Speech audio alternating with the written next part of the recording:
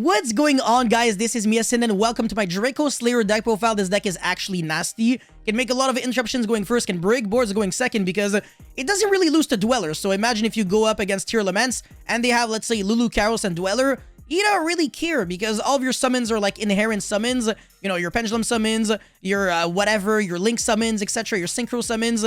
So, you know, the Lulu Karos will never be able to negate anything. And of course, you don't really interact with your grave. So Dweller is useless. And you also don't really insta-lose to like Shifter and stuff like that. You can still make like a rank 4 and pass turn there. So like Flunderies and Exorcister will now be able to kill you through a Baguska. But yeah, before this video starts, make sure you like and subscribe. Check me out on Twitch and Instagram. If this video can get to 1,000 likes, I will be making a live stream on this deck. And now let's jump right into it. Alright, so I'm not 100% sure on every single ratio. So like Master Pendulum, I don't know if I should play 1 or 2 copies of. But it's actually really good to summon off of Ignister Prominence so that you can make any rank 4 like Dweller with it. Because if you summon Luster, then you won't be able to do that. So that's the reason why it's a 2. And then triple copies of Odd Eyes Revolution Dragon. This card is just overpowered in this deck because it's a good card even to draw at multiples. You can discard it to search like any Pendulum Dragon monster from the deck to the hand.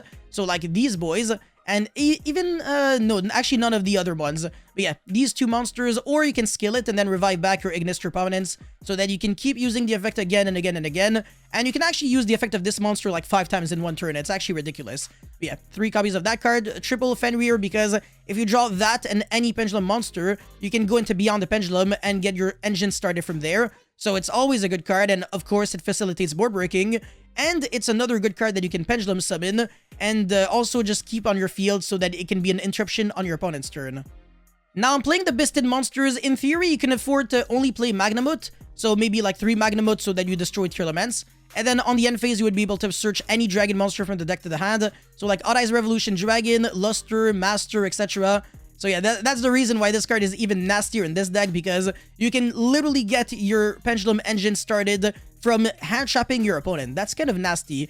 And of course, Magnamut is like a huge board breaker because when you send it to the grave, you can send a special summon monster upon controls to the grave.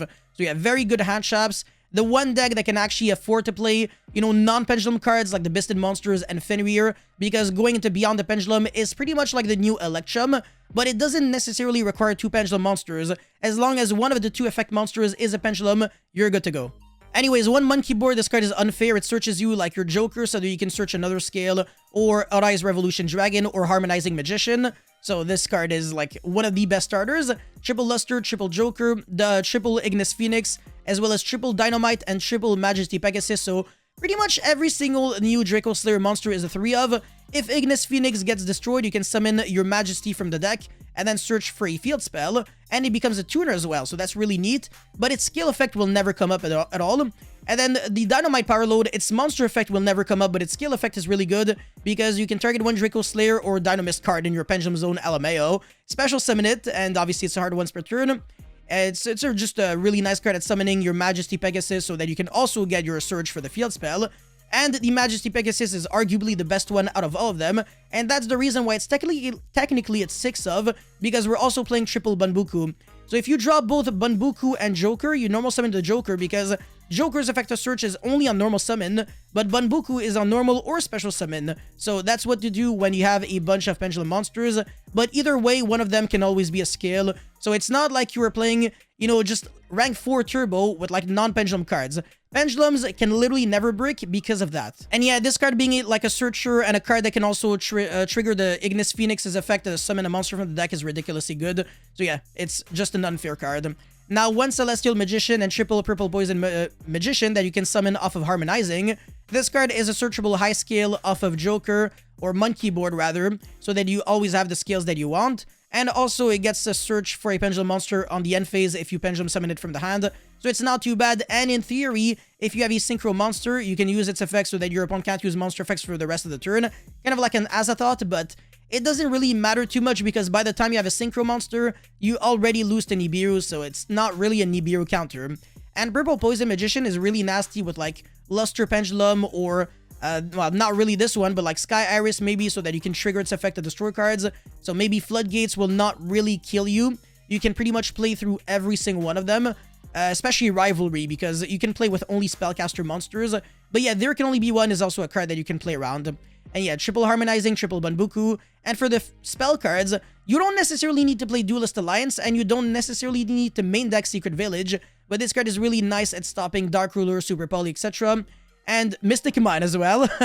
And of course, Sky Iris is just a consistency card. You can search your Odd Eyes Revolution Dragon and keep reviving your Ignis Prominence, exactly just like I said. Now, for the extra deck, I'm on 1 Dino Stir Power. This card is a Monster Reborn for your Dracoslayer monsters, and just has another neat effect, but it's kind of like a continuous effect that you don't really care about because it's just always going to be a material for Harbinger. Now, 1 Burled Savage Dragon maybe should be the second Ignis Prominence. And speaking of the devil, Ignis Prominence, this card is nasty. I would like to play 2 copies of this card though. Even though I play a bunch of cards to like revive it back, it's still always nice to like actually synchro summon.